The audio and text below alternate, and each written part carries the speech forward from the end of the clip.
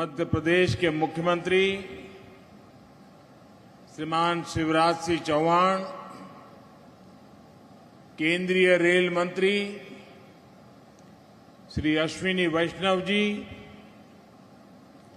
यहां उपस्थित अन्य सभी महानुभाव, भाई और बहनों, आज का दिन भोपाल के लिए, मध्य प्रदेश के लिए और पूरे देश के लिए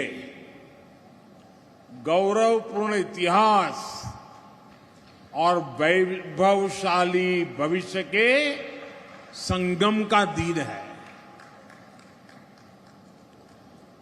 भारतीय रेल का भविष्य कितना आधुनिक है, कितना उज्जवल है, इसका प्रतिबिंब भोपाल के इस भव्य रेलवे स्टेशन में जो भी आएगा उसे दिखाई देगा।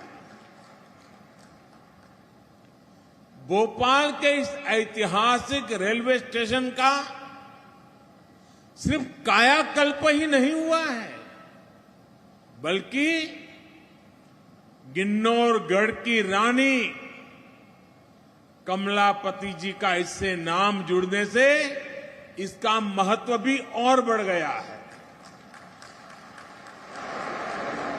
गोंडवाना के गौरव से आज भारतीय रेल का गौरव भी जुड़ गया है। ये भी ऐसा समय में हुआ है जब आज देश जनजातीय गौरव दिवस मना रहा है। इसके लिए मध्य प्रदेश के सभी बहनों भाइयों को विशेष रूप से जनजातीय समाज को बहुत बहुत बधाई देता हूं। साथियों, आज यहां इस कार्यक्रम में भोपाल रानी कमलापति बरखेड़ा लाइन का तिहरीकरण, गुना ग्वालियर खंड का बिजलीकरण, फतेहाबाद चंद्रावती गंज उज्जैन और मथेला निमारखेड़ी खंड का बिजलीकरण और उसे ब्रॉडगेज में बदलने के प्रोजेक्ट का भी लोकार्पण हुआ है। इन सभी सुविधाओं के बनने से मध्य प्रदेश के सबसे व्यस्त रेल रूट में से एक पर दबाव कम होगा और पर्यटन, तीर्थाटन के अहम स्थानों की कनेक्टिविटी अधिक सशक्त होगी। विशेष रूप से महाकाल की नगरी उज्जैन और देश के सबसे स्वच्छ शहर इंदौर, इसके बीच मेमू सेवा शुरू होने से रोजाना सफर करने वाले हजारों यात्रियों को सीधा लाभ होगा। अब इंदौर वाले महाकाल के दर्शन कर समय पर लौट भी पाएंगे और जो कर्मचारी, व्यवसायी, श्रमिक साथी रोज अप डाउन यात्रा करते हैं, उनको भी बहुत बड़ी सुविधा होगी। बहनों और भाइयों, भारत कैसे बदल रहा है, सपने कैसे सच हो सकते हैं, ये देखना हो तो आज इसका एक उत्तम उदाहरण भारतीय रेलवे भी बन रहा है। 6-7 पहले तक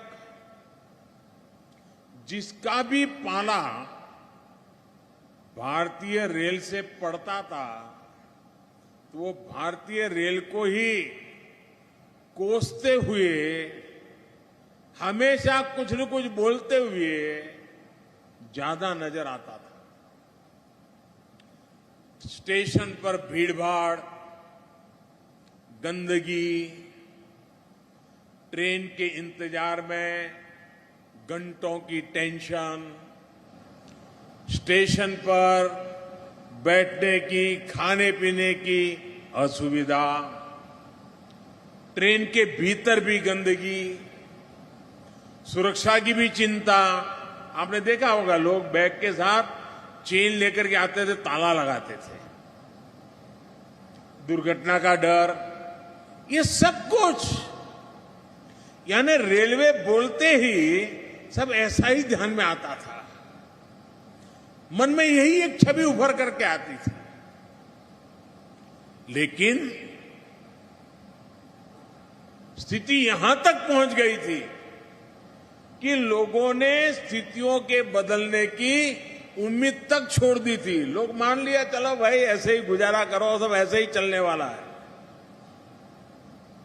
लेकिन जब देश ईमानदारी से संकल्पों की सिद्धि के लिए जुड़ता है तो सुधार आता ही आता है, परिवर्तन होता ही होता है।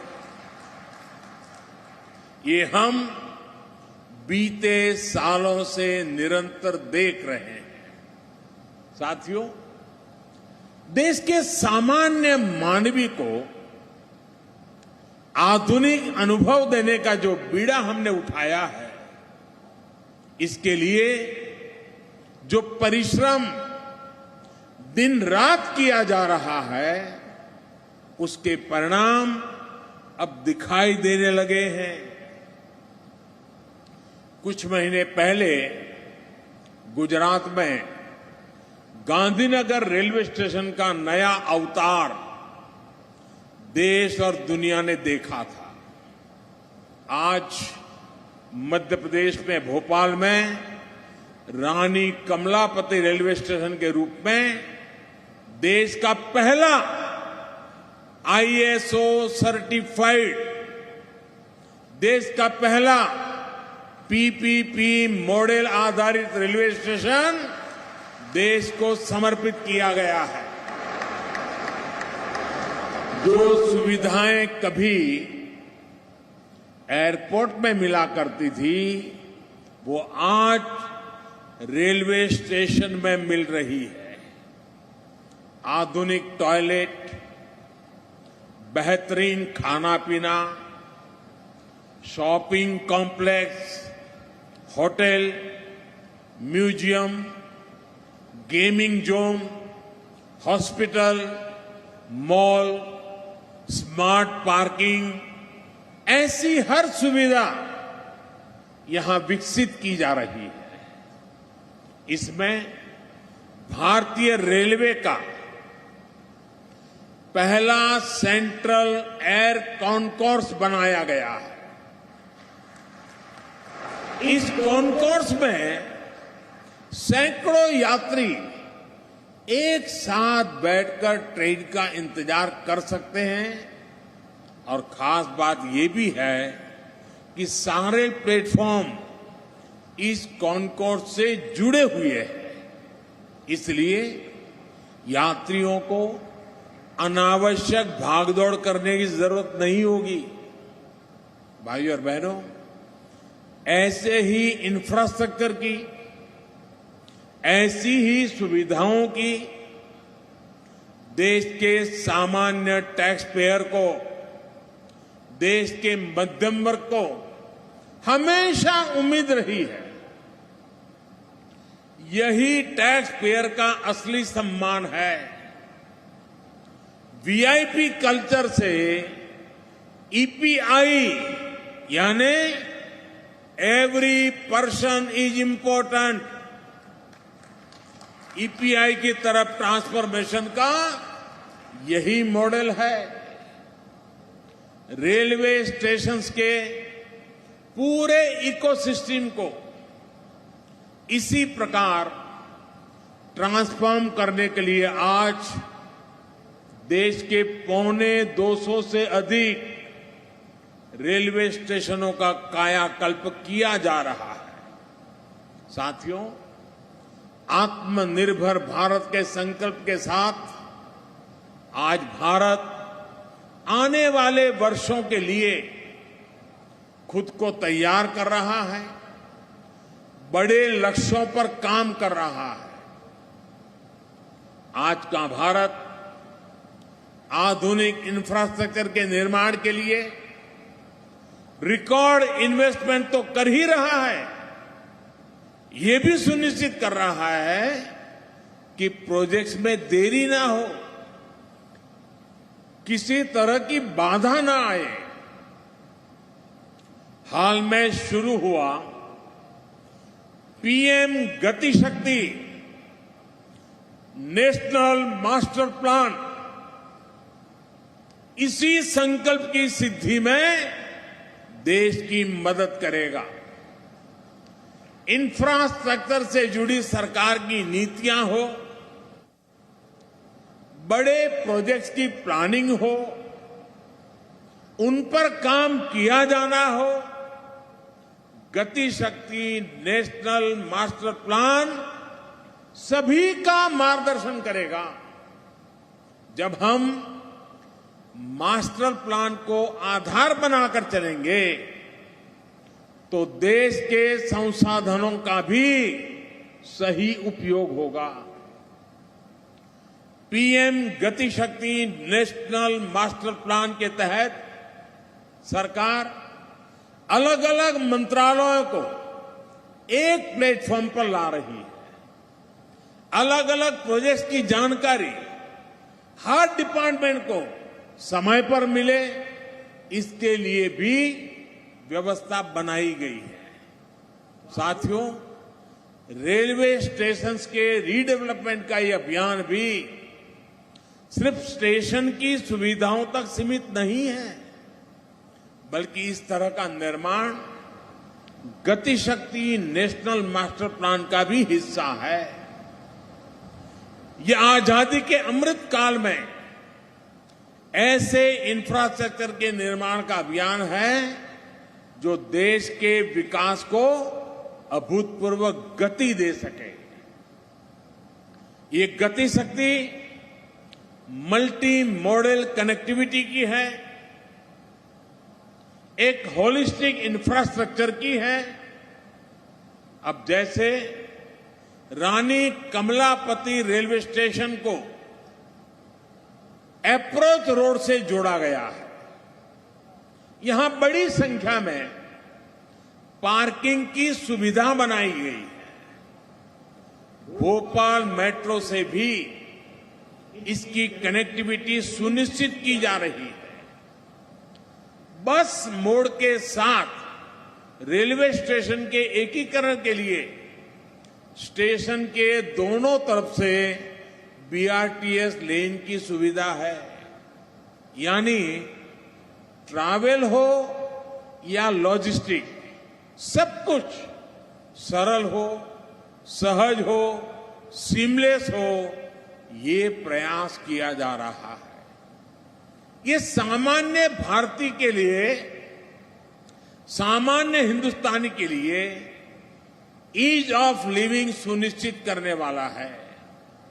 मुझे खुशी है कि रेलवे के अनेकों प्रोजेक्ट्स को इसी तरह गति शक्ति नेशनल मास्टर प्लान से जोड़ा जा रहा है। साथियों, एक जमाना था जब रेलवे के इंफ्रास्ट्रक्चर प्रोजेक्ट्स को भी ड्राइंग बोर्ड से जमीन पर उतरने में ही सालों साल लग जाते थे। मैं हर महीना प्रगति कार्यक्रम में रिव्यू करता हूं कि कौन सा प्रोजेक्ट कहां पहुंचा। आप हैरान हो जाएंगे, मेरे सामने रेलवे के कुछ प्रोजेक्ट ऐसे आए जो 35-40 साल पहले घोषित हो चुके थे, लेकिन कागज पर लकीर भी नहीं बनाई गई। 40 साल हो गए। अब खैर ये काम भी मुझे करना पड़ रहा है, मैं करूंगा, आपको भरोसा देता हूं।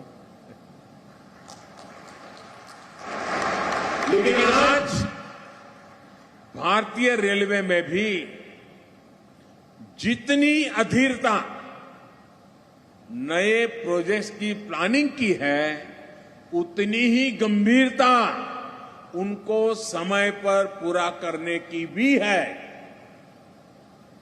ईस्टर्न और वेस्टर्न डेडिकेटेड फ्रेट कॉरिडोर इसका एक बहुत सटीक उदाहरण है।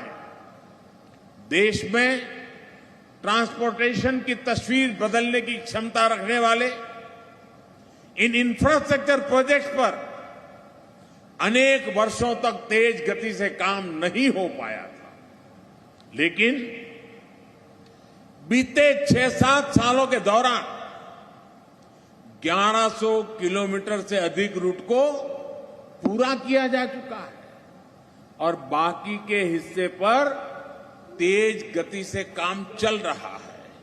साथियों, काम की यही गति आज दूसरे प्रोजेक्ट्स में भी दिखती है। बीते 7 सालों में हर वर्ष औसतन 2500 किलोमीटर ट्रैक कमीशन किया गया है, जबकि उससे पहले के सालों में ये 1500 किलोमीटर के आसपास ही होता था।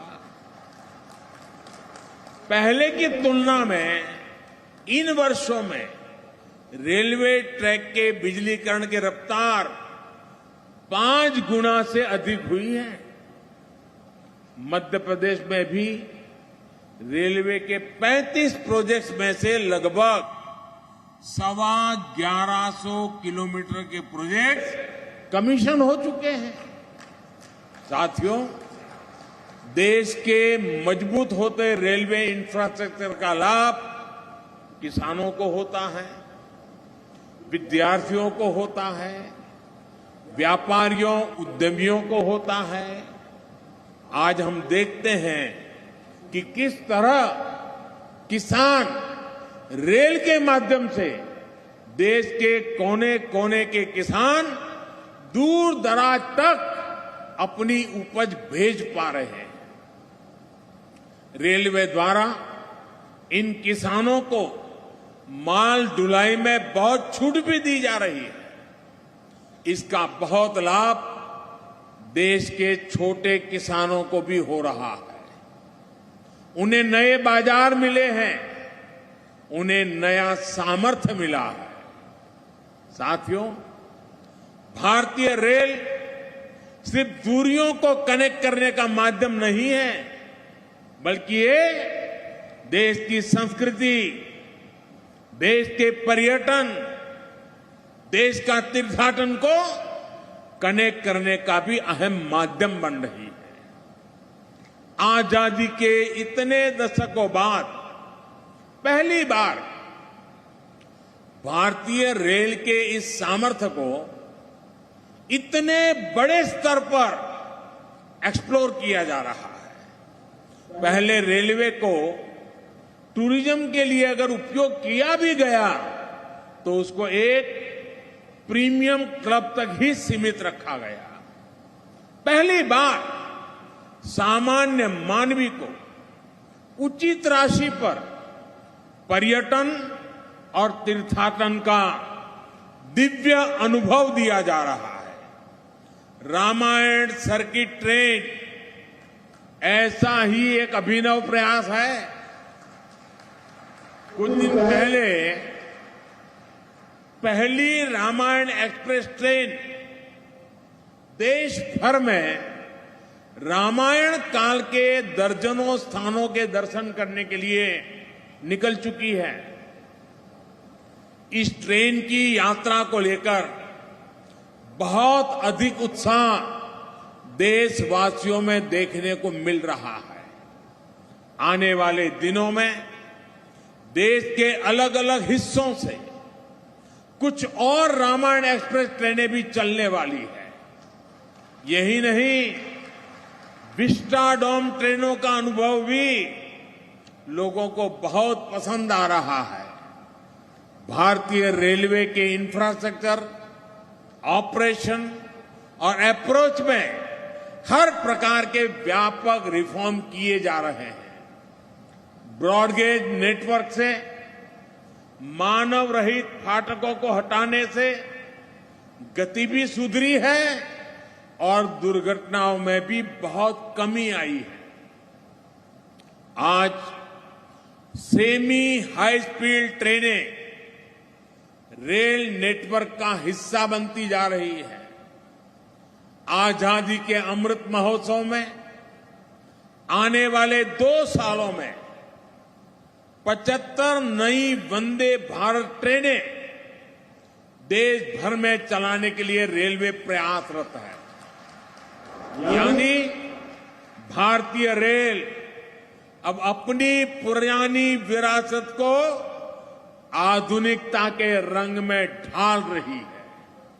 साथियों, बेहतर इंफ्रास्ट्रक्चर भारत की आकांक्षा ही नहीं बल्कि आवश्यकता है। इसी सोच के साथ हमारी सरकार रेलवे समेत इंफ्रास्ट्रक्चर के हजारों प्रोजेक्ट्स पर अभूतपूर्व निवेश कर रही है। मुझे विश्वास है भारत का आधुनिक होता इंफ्रास्ट्रक्चर आत्मनिर्भरता के संकल्पों को और तेजी से देश के सामान्य व्यक्ति तक पहुंचाएगा। एक बार फिर आप सभी को आधुनिक रेलवे स्टेशन की ओर और साथ साथ अनेक नई रेल सेवाओं की बहुत बहुत बधाई देता हूं। रेलवे की पूरी टीम को भी